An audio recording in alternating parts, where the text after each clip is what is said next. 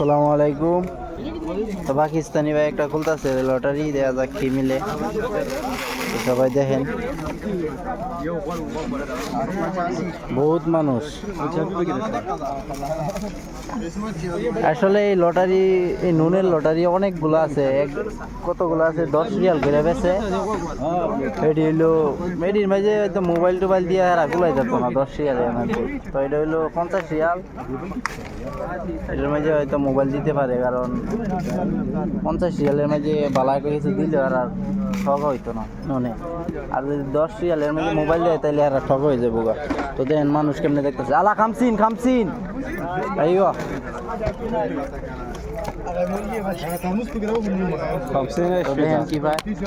هذا سمى 50 وباقي هدية جوا